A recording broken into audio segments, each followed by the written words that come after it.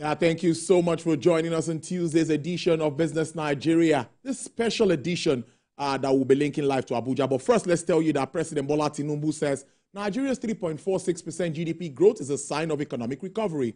Port Harcourt refinery resumes operations as dollar climbs, stocks retreat after Trump vows on tariffs. Now, on the show today, we'll join in live coverage just right now. The Central Bank Governor, Solayemi Cardoso, is briefing the media on the outcome of the two-day Monetary Policy Committee meeting, after which the co-founder, CEO of Budget, will join us to analyze the outcome. Let's go to Abuja Live and we get the press briefing from inflationary pressures as the headline food and core measures rose year on year in October 2024.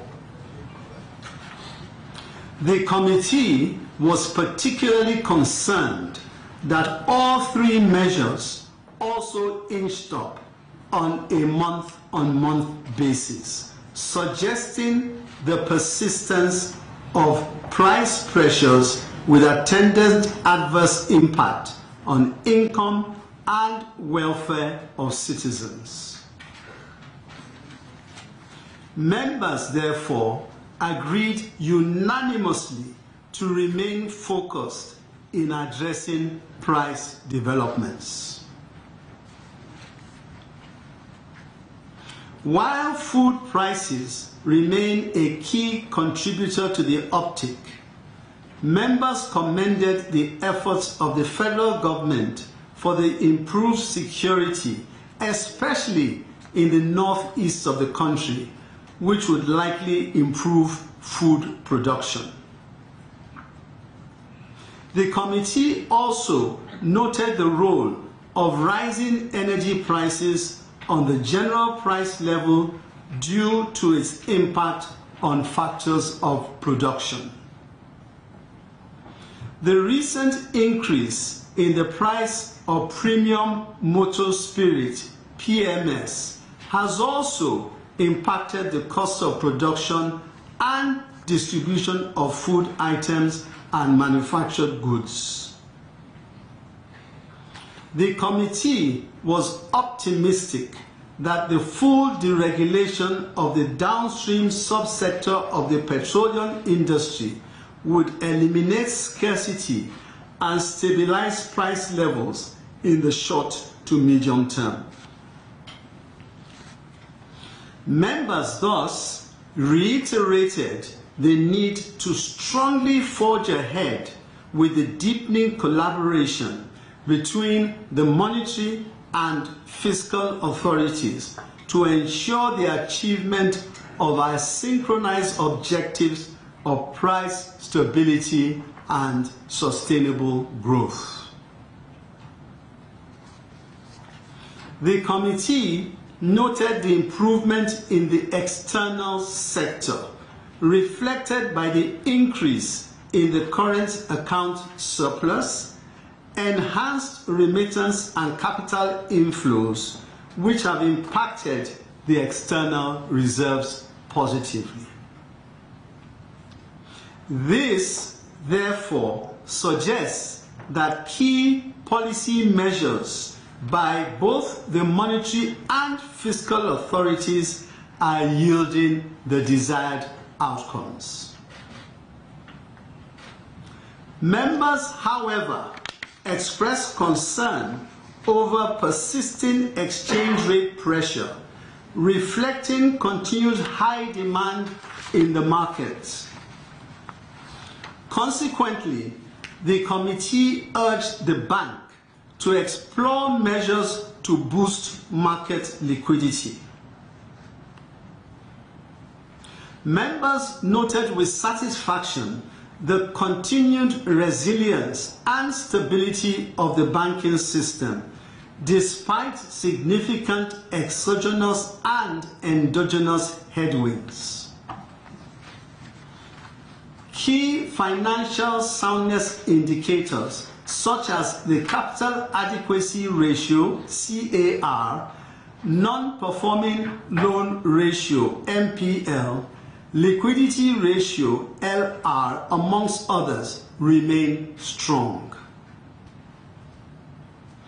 The MPC, however, called on the bank to maintain its close surveillance on the banking system to sustain compliance with regulatory threshold and continued health of the industry. The MPC acknowledged the efforts of the bank in deepening financial inclusion towards improving the transmission mechanism of monetary policy to enhance policy effectiveness.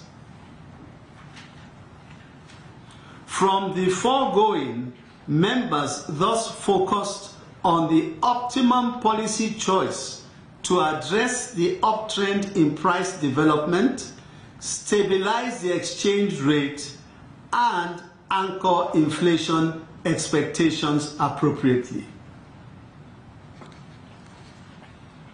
Key developments in the domestic and global economies.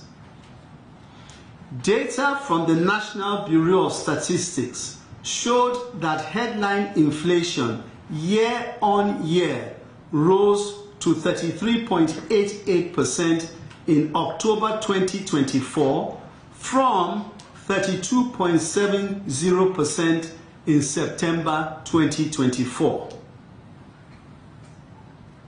On a month-on-month basis, it also rose to 2.64% in October 2024 from 2.52% in the previous month, with both the food and core components contributing to the continued rise in headline inflation.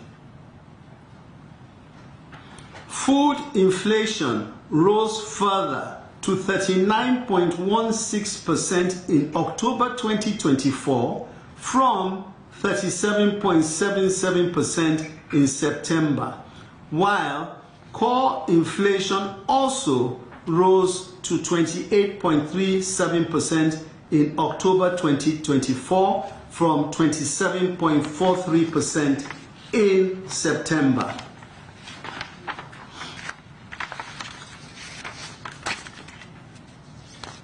The MPC, however, noted the moderation in the prices of farm produce and commended the efforts of the federal government in driving increased productivity in the agricultural sector.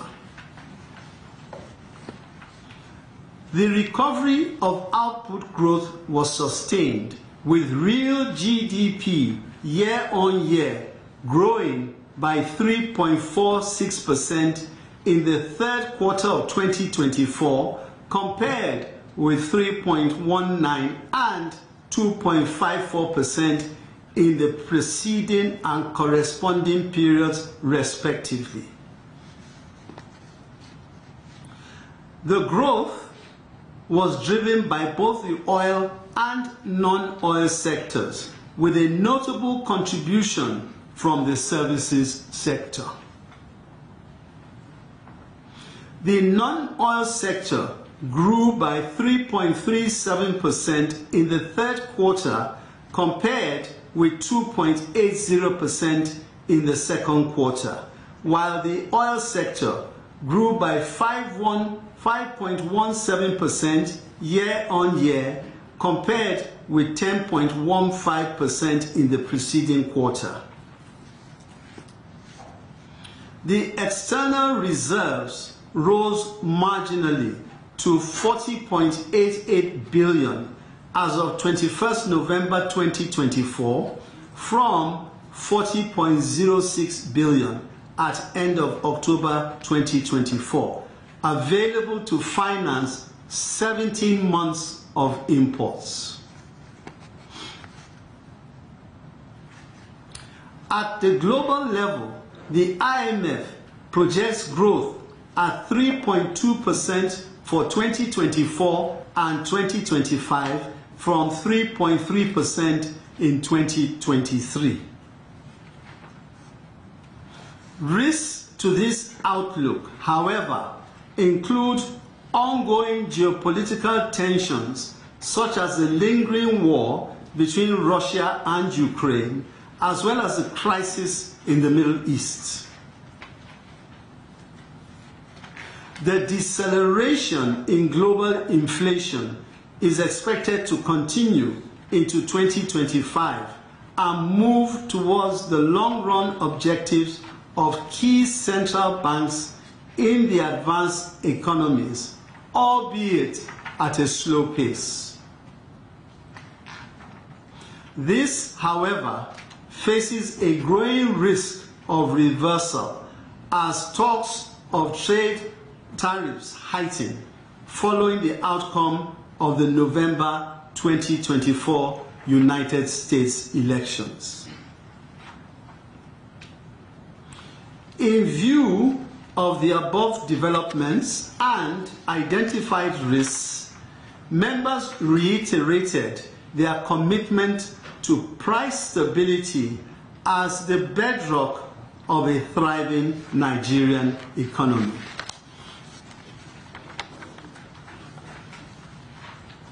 The next meeting of the committee is scheduled to hold on the 25th and 26th of January 2025. Thank you. Thank you very much, Mr. Robinson.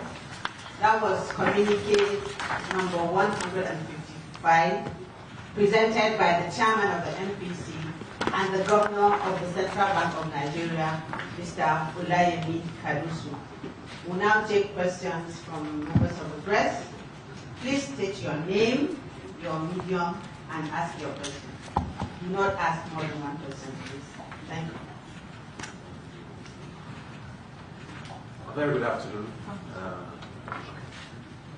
Very good afternoon, everyone. Well, my question is, with inflation at okay. The name is Musa Abubakar. I'm with MT. My question is, with inflation at 33.88% in October, up by 1.18%, what steps would the CBN take to meet its 21% target for 2024? Thank you. Thank you. Thank you very much, Musa. Let me first say that the central bank is resolute and committed to continuing to fight the war against inflation. There's no going back on that. And as I have said at previous fora, we are going to deploy everything in our arsenal to ensure that we are able to tame it. And of course, this entails the return to orthodox monetary policies. The return to orthodox monetary policies. So I think it is important to state that upfront. There's no going back on that. Now, it's also important for people to understand that there's a time lag between when you implement policies and when they have an impact. And that time lag, quite frankly, can be, anything up from 6 months to 9 months to a year. It all depends on what you're doing. Our own perspective is that we expect to see greater results in the first quarter of 2025. And you can do the math from the time we started tightening. So we expect to see this in the first quarter of 2025. In addition to that, we are working very assiduously with some of the relevant agencies to ensure that those structural impediments are handled appropriately. And as obviously some of these things themselves take time, supply disruptions and infrastructure issues, which we all know, and a whole host of different things. And ours is to collaborate, to advise, and to help such that at least we begin to make that transition to a point where these issues are adequately dealt with. On our own also, we are doing what we can within the limits of our market, and in particular the foreign exchange market. And by that, I refer to the fact that we appreciate that many times some distortionary elements come into a market, and that is why we as regulators, that's what we are there for. So we are ensuring that we're on top of the game and that the foreign exchange market operates at its most optimum manner, and so it will reflect the true value of the currency, and of course you'll have price discovery. Then finally, something else I think is important to say, and that is that if you, and for many of you, many of the press, many of the members of the press who were at the World Bank IMF meetings recently, you see those fora also offer an opportunity to interact and to exchange views and rub minds with people who come from different parts of the world. And really and truly, if there's anything those people that attend should get out of that, it is that. Talk to people in other parts of the world, see how they themselves have dealt with some of the challenges that we are facing.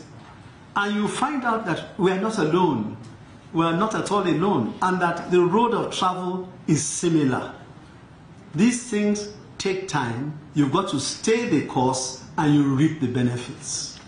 And for those who, again, have made it their duty to monitor how different economies handle these kinds of problems, if you talk to them when you visit these kinds of events, you can see that the expectation is that Nigeria definitely is on the right path and will continue to be as far as inflation and foreign exchange management is concerned. So I think the bottom line of all this is that these are all time-bound issues, and we do expect that in the fullness of time we will begin to see the reaping, the greater reaping of some of the benefits of the great tightening and the sacrifices that everybody in the country has made. Thank you, Mr. Governor. My name is Mark Zibor from Leadership Newspapers. So there are reports already that the foreign reserve has risen, for instance, like you said, to $40.88 billion. That's a good achievement. And then the foreign remittances over $600 million. But I want to know what will be your reaction or your response to those who are concerned that despite this rise in foreign reserve and the foreign remittances, that the Naira's exchange against the foreign other currencies, especially the dollar and the pound sterling, is still very weak. What will be your response to that? Thank you very much. Yes. Okay, first and foremost, maybe I should unpack that question a little bit.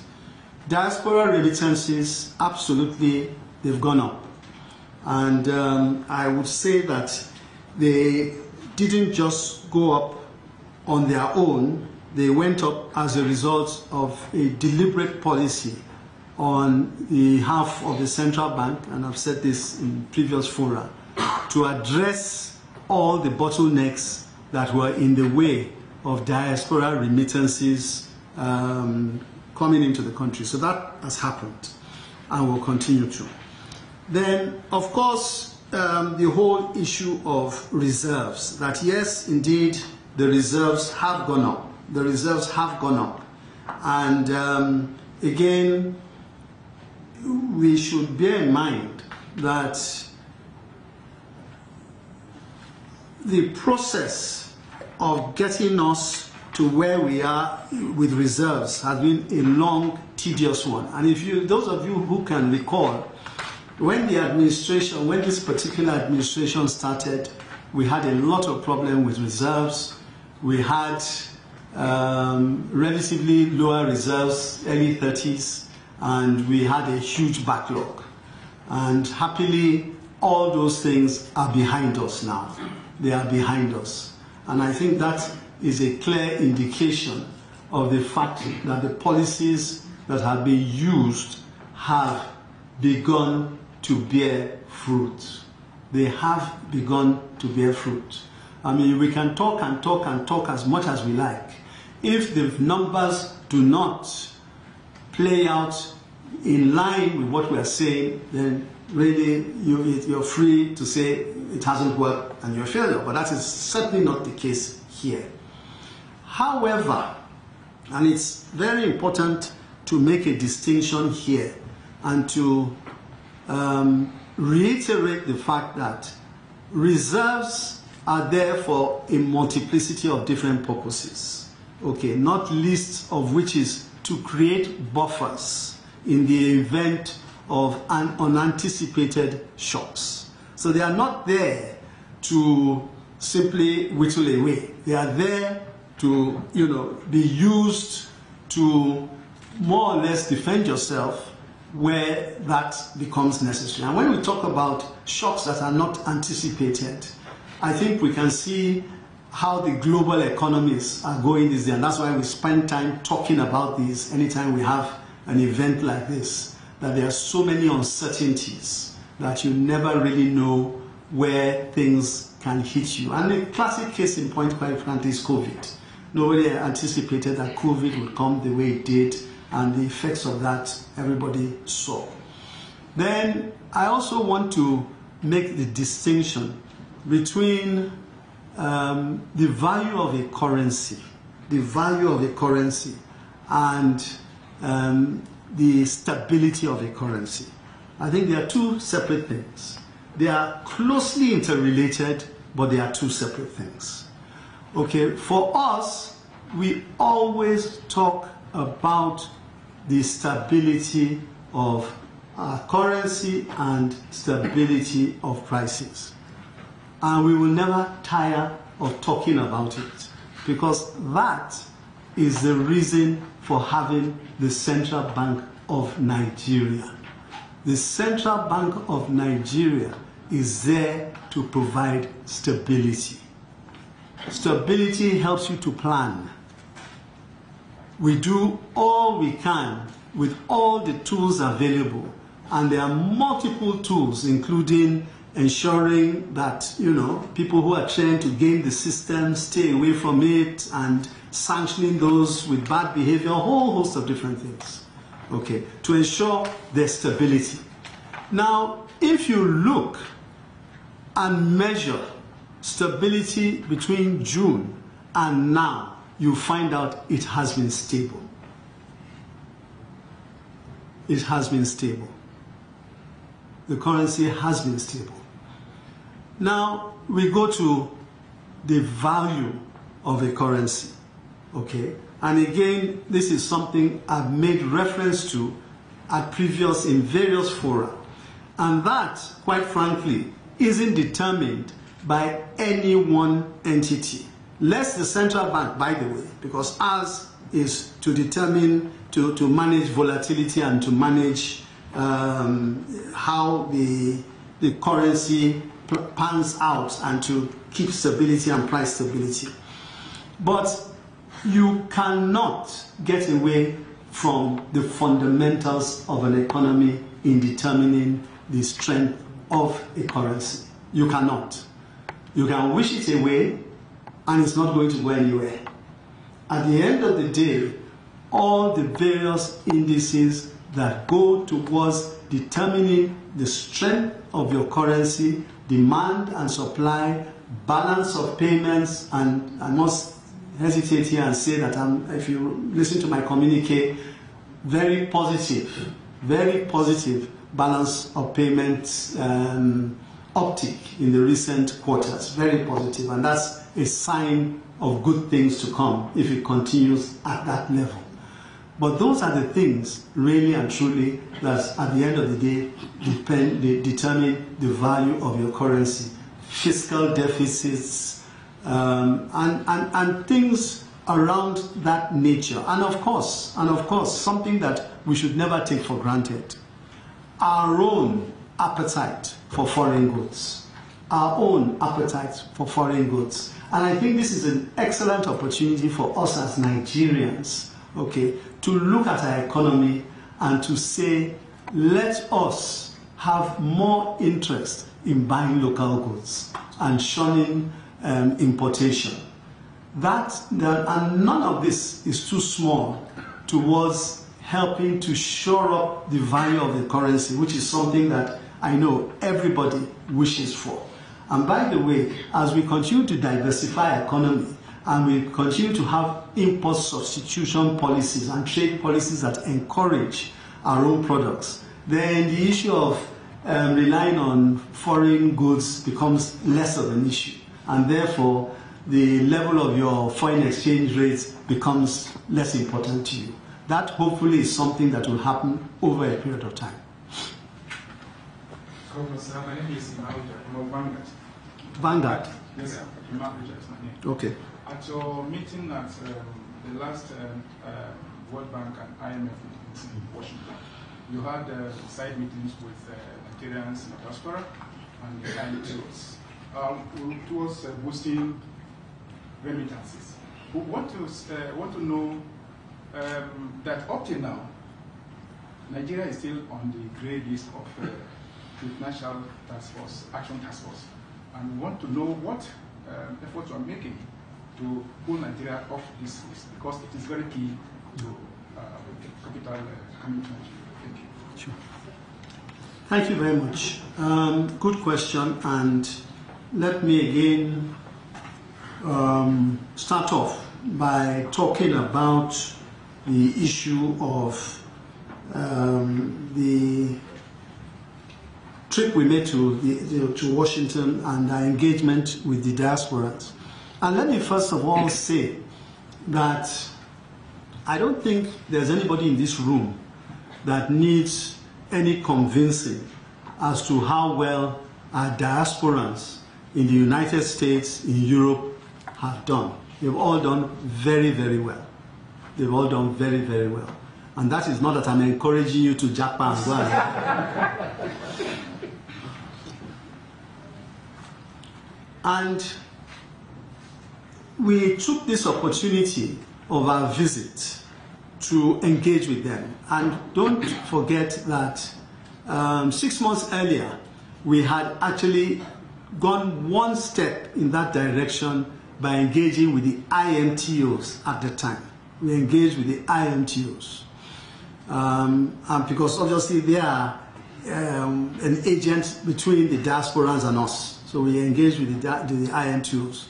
And that engagement was what made us come back and restructure and make it easier for our account setup for the IMTOs to engage and begin to have their transactions coming through on a regular basis. And that has worked in the sense that, again, like we said, we had moved from about 250 when we started to about 600 million US. So that, again, is a clear sign of an accomplishment there. Something big had happened there. So going this last time, we decided to go to two places. One is Houston, Texas, where there are a lot of Nigerian diasporans resident there, again, doing well for themselves. And then Washington, D.C. Washington, D.C., similar thing. And what was the reason for doing this? The reason was to listen, to understand what the problems were, if any, and obviously there were, and to encourage them to see and understand the changes that had been taking place in their home country, and see how we could encourage them to begin to use the formal channels of sending money home, which they all do anyway. And in that respect, we went with some of the bank MDs, and we went also with NIBS. So it was a partnership. We all went together, and we had very, very fruitful deliberations with diasporans, listened to their problems, and came to certain conclusions, one of which, of course, was a frustration that many of them have had over the years, which we all know about anyway, in remitting money back and opening accounts in Nigeria. And as a result of that, we announced a non-residence account program, okay, which is going to kick off in December, okay, this year, and will make their opening accounts and doing their business in Nigeria relatively seamless. It's a huge challenge. Why is it a huge challenge? Because for those of them who are out there, of course, they have very huge expectations in terms of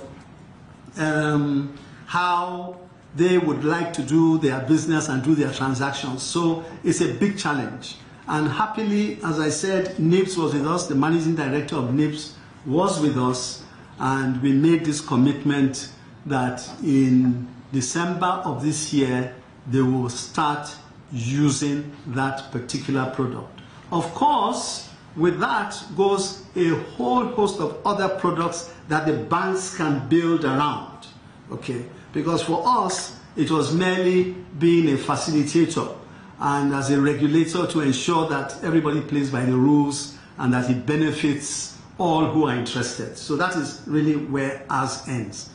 Issue of FATF, very good question, because these two things go hand in hand. If we're on the grey list with FATF and we remain on the grey list, those kinds of transactions become more suspicious to those who are enabling them and the regulators out there, and we do not want that. We do not want that. We do not want anything that will send negative signals across the waves. And it is for that reason that we ourselves have better organized the whole process of getting off FATF. We're on the grey list. We're collaborating more. We are ensuring that our AML processes and procedures work effectively, and that where sanctions need to be applied, they are applied, and we will not stop to do that. We are also enhancing our regulatory frameworks and ensuring that we are going around to see that the relative players are operating the way they are meant to be. And of course, we are deepening international cooperation, which is very important, to ensure that we are out there understanding what the expectations are from FATF and the ancillary bodies, and making sure that we are well endowed to meet their expectations. With that all in view, our expectation, quite frankly, is that by the second quarter of 2025, we should exit FATF grey list.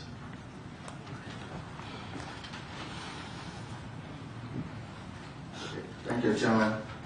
I'm Linus from Radio Nigeria. Sir, in your briefing to us in the last MPC meeting, you said that the CBN was taking steps to check the reported cases of shortage of cash in parts of the country.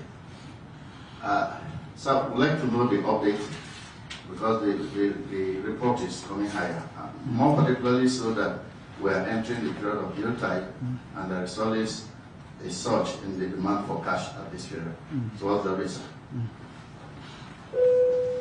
Thank you very much. Very good question. And let me again reiterate that there are two ad hoc committees within the central bank that I personally chair. One of them is with respect to remittances, which we spoke about earlier, and the diaspora remittances, and the other is with respect to cash shortages. And honestly, I feel that I'm happy in some respects that we are seeing progress with the diaspora remittances. I'm happy we are seeing that because, you see, one approach could have been just to sit down and say, well, if it works out, it works out. If it doesn't, it doesn't. But one has to roll up his sleeves and ensure that you fight the battle and win it. And that will not stop. And it is the same approach that we are having to cash shortages. There's a lot that is going on. A lot that is going on. It's not a single area. It's multifaceted. But with respect to cash specifically, we're ensuring that all the deposit money banks are getting all the cash that they require. We're ensuring that is happening. We're having regular dialogue between the central bank branches and the cash money center banks all over the place to ensure that that also is happening, okay, and that there are no gaps. We are also doing spot checks, and a lot is coming out of those spot checks, and we are not relenting in applying the sanctions where we have to do so. And I think some of that has actually been announced in the recent past. And of course, the cash buffers going into the yellow tide season. I believe that you should expect that there may be some ad hoc measures that will come during this Christmas season. So I would just say you should watch that space. It will happen. We are concerned. We do not want people to suffer unduly because of a number of distortions. I can't talk about all of them here now, but a number of distortions which we are working very hard to ensure we get on top of. Yes, and you've rightly pointed out that we're going into a typically high demand season. We will do what we can to ensure that certain initiatives are taken to bridge that tide until after the yellow tide season. Good afternoon, Mr. Governor. My name is Ndoka of the Nation newspaper. Sorry. My name is Ndoka of the Nation newspaper. Yeah. Last week, a few weeks ago, you were in Lagos where you hosted stakeholders on financial inclusion. The target now is to make 95% or to achieve 95% financial inclusion in the country. What was the takeaway from this meeting? Thank you. Well, first of all, let me just say a few things about financial inclusion before I go into the specifics. Financial inclusion is beyond just devising products for those who are financially excluded. It's beyond that. And it may appear like it to people that, oh, the banks should look for products and go and find those who are financially excluded and give it to them. Okay, it's part of it, but it's beyond that. It's part of it, but they are beyond that. In the sense that those who are financially excluded, and if you look at recent data from EFINA, you'll find out that roughly 30% of adult population are financially excluded. Roughly 30%. What does that mean? That those people who are financially excluded, they can't save, they can't make payments, they can't insure, they can't use products, and as a result of which poverty becomes something difficult for them to get out of. On the other hand, if they are within the financial spectrum and they have financial products, it can help the economy grow. And where we see that that is the case, we see that segment which consists of adult population, lots of women, lots of youth, lots of MSMEs, and MSMEs, as we all know, contribute arguably some of the largest in terms of recruitment, in terms of hiring staff than any other sector. So those are all sectors that, if properly energized, will contribute positively to the growth and development of an economy. So I think it's important for us to understand that, to understand it very well, because without that understanding, then what the contribution can be of this kind of sector could easily be lost. It could easily be lost. Now, how do we engage that sector? Now, again, I must admit that I have personally been in that sector before myself, so I have a pretty good idea of it. For many years, I chaired the board of EFINA, which was a Bill and Melinda Gates and UK DFID project. For several years, I chaired that, and that was at a time when one would never have expected that the sort of progress that has been made with financial inclusion and understanding and awareness would have taken place the way it has. So over these years, so much has happened, and one is indeed very proud to see how central bank in particular over the years has been able to act as a catalyst for this kind of change. What I see going forward, a number of things, not least of which is public and private partnerships. Public and private partnerships to ensure that the two collaborate with each other and reach out to those who are financially excluded and bring them in. Oftentimes, there's a tendency for governments to work on their own, but it shouldn't be. Governments should act as the enabler and let the private sector come in and take their own rightful place and invest.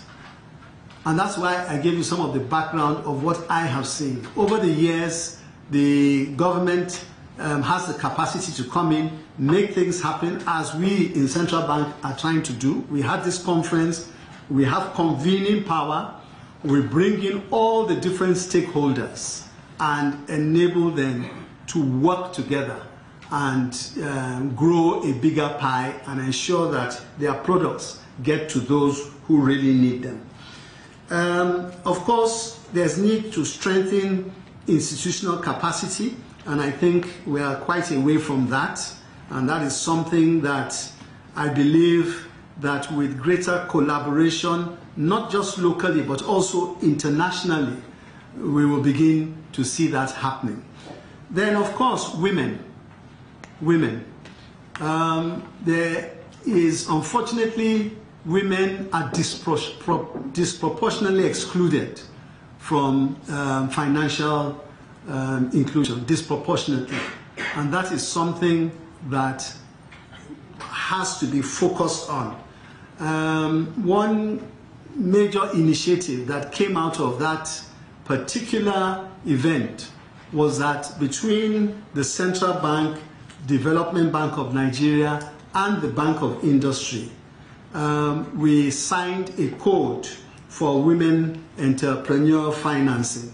I think that is a major step going forward to ensure that the focus is there on bringing women in into that net. Then, of course, we should, one of the things that came out was the whole issue of mobile technology and leveraging on the mobile networks to ensure that those who are excluded can come into the system and begin to enjoy the products that are there. And back to the issue of women, I must say something here. You know, with women, the evidence indicates that most women who make money, they end up, especially those people in the bottom part of the pyramid, they end up reinvesting that money in their families. And so that is a reason why there's an even greater impetus to ensure that we can bring women in and, you know, reduce the extent of exclusion, the disproportionate extent of exclusion that women have in our society. Thank you very much. The Governor, sir, I have a question from Yume Kege, this day newspaper. Permit me, Mr. Governor, sir, to ask the question on her behalf. She said, without meaning to preempt your remarks at this week's annual Bankers Dinner in Lagos, where you'll be giving your outlook for the Nigerian economy in 2025, what should Nigerians...